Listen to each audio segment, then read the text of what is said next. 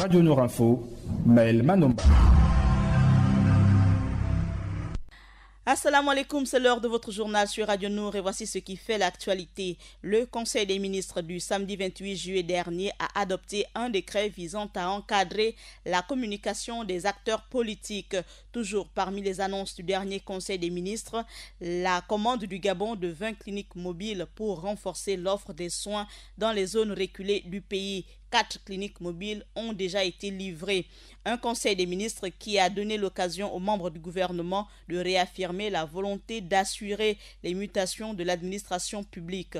Dans ce journal, un extrait de ce communiqué final lu par le porte-parole intérimaire. Il s'agit du ministre du Commerce, David Mbadinga. Et le chiffre de notre rédaction, c'est 27 000. On le découvre à la fin de ce journal local avant de faire une place à Adiza Adamou pour nous présenter la page musulmane.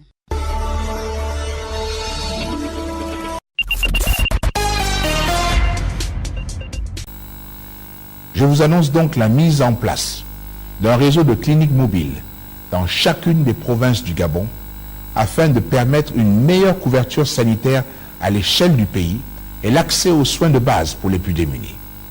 Ce réseau sera constitué d'une flotte de bus médicalisés de type 4x4 disposant de l'équipement nécessaire pour réaliser des soins d'urgence et de base. Espaces de consultation, tables d'examen gynécologique, mini-laboratoire ou encore matériel ophtalmologique. Le chef de l'État gabonais Ali Bongo Ondimba fait ce qu'il dit et dit ce qu'il fait.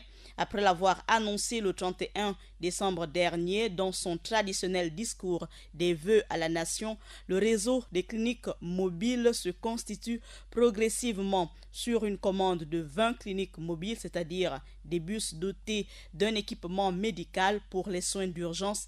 4 sont déjà livrés. C'est dans la salle habituelle du palais présidentiel que s'est tenu le samedi 28 juillet dernier le Conseil des ministres. Entre autres décisions, l'adoption d'un décret visant à encadrer la communication des acteurs politiques. Par la prise de ce décret, le gouvernement gabonais entend assurer l'égalité d'accès des candidats et des partis politiques aux médias de service public en période électorale. Un décret qui n'influence pas les médias privés. Un conseil des ministres qui a donné l'occasion aux membres du gouvernement de réaffirmer la volonté d'assurer les mutations de l'administration publique. Dans ce journal, je vous laisse écouter un extrait du communiqué final lu par l'intérimaire, le porte-parole par intérim. Il s'agit du ministre du Commerce, David Mbadinga. Le président de la République, chef de l'État, son Excellence Ali Bongo Ondimba, soucieux de la bonne mise en œuvre des mesures adoptées dans le cadre des réformes engagées, a rappelé au Conseil des ministres les grands principes poursuivis dont la finalité est la rationalisation des finances publiques et une meilleure allocation des ressources générées vers les dépenses à caractère social. Il a également requis l'administration de changer de paradigme en passant d'un service public à un service au public. Pour ce faire, à tous les échelons hiérarchiques, l'administration doit faire preuve d'exemplarité et d'une ferme volonté d'engagement et de résultats dans le processus de réforme en cours. À l'instant, David Mbadinga, ministre du Commerce, porte-parole du gouvernement par intérim. La communauté malienne vivant au Gabon était présente dans les centres de vote retenus dimanche dernier pour élire l'un des 24 candidats prochains locataires du palais de Koulouba.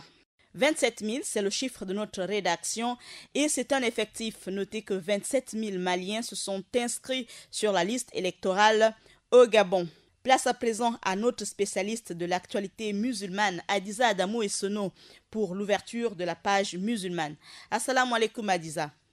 Wa alaikum salam Maël. Dans l'actualité du monde musulman, aujourd'hui, nous parlerons de l'école islamique franco-arabe El Hadj Mouapa Beotsa. On parlera aussi dans cette page musulmane du pourcentage élevé des Algériens prêts à l'exil professionnel selon une étude américaine. Et enfin, on parlera de ces femmes du monde arabe qui créent et dirigent leur propre start-up. Ouvrons cette page islamique au Gabon avec l'école primaire islamique franco-arabe El Hadj Mouapa Beotsa. L'école Moapa Beota de Libreville est une école primaire et pré-primaire située au quartier Batavia, voisine de la mosquée de Batavia et des Médianours. Cette école, construite sur 306 mètres carrés, a été créée en 2000 par le Conseil supérieur des affaires islamiques du Gabon. Elle compte environ 108 élèves et 14 enseignants. L'école Moapa Beota, en plus de l'enseignement général, dispense également des cours de langue arabe et de religion islamique. Rappelons que cet établissement est le premier du genre confessionnel islamique au Gabon et a été inauguré en 2003 par Madame Najma Bongo Ondimba, marraine de cette école. Soulignons aussi que pour la session de juin 2018, l'établissement Moapa Beota a présenté 7 élèves à l'examen du certificat d'études primaires, dont 6 filles et 1 garçon, et tous les 7 candidats ont obtenu leur certificat d'études primaires, soit un total de 100% de réussite. L'actualité du monde musulman, c'est aussi en Algérie avec l'exil professionnel de plus en plus fréquent dans ce pays, réalisé auprès d'un panel représentatif de 366 000 personnes, soit 71% d'hommes et 27% de femmes, disséminés dans 196 pays et en collaboration étroite avec le réseau mondial Network qui regroupe plusieurs sites de recrutement dont Employik, le site leader de l'emploi en ligne en Algérie. Cette enquête a observé la hausse sensible de l'attractivité de l'Algérie auprès des talents venus d'ailleurs.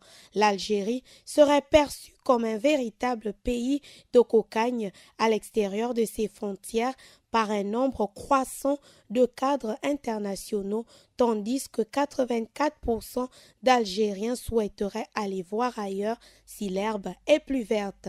À la lumière de ces résultats, le nouvel Eldorado algérien, très convoité par des cadres internationaux issus des 4 coins du monde, passe de la 114e place en 2004 à la 83e place en 2018, soit un bond notable en matière d'attractivité économique territoriale. Et on ferme cette page musulmane en Arabie. Le saviez-vous, Maël?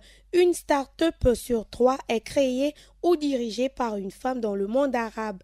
Mieux encore, ce pourcentage qui brise les préjugés est plus élevé que dans la Silicon Valley. Le Moyen-Orient doit désormais compter avec cette nouvelle génération de femmes entrepreneurs hautement éduquées, créatives et pleines de ressources. Elles pulvérisent les plafonds du verre du numérique et d'Internet, diplômées pour la plupart d'entre elles basées à Dubaï. Elles pulvérisent les plafonds de verre du numérique et d'Internet, diplômées pour la plupart d'entre elles basées à Dubaï.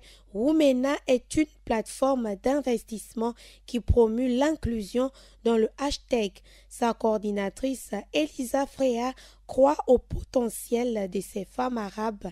Elles mènent des combats dans la société qui font leur force. Elles peuvent faire de formidables chefs d'entreprise et de futurs leaders.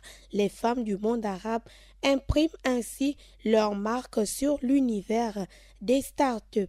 Voilà Maël, c'est tout pour l'actualité dans le monde musulman.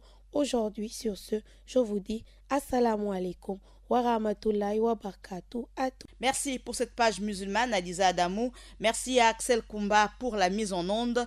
Maël Manomba de Mouabi au service de la communauté islamique. Assalamu alaikum.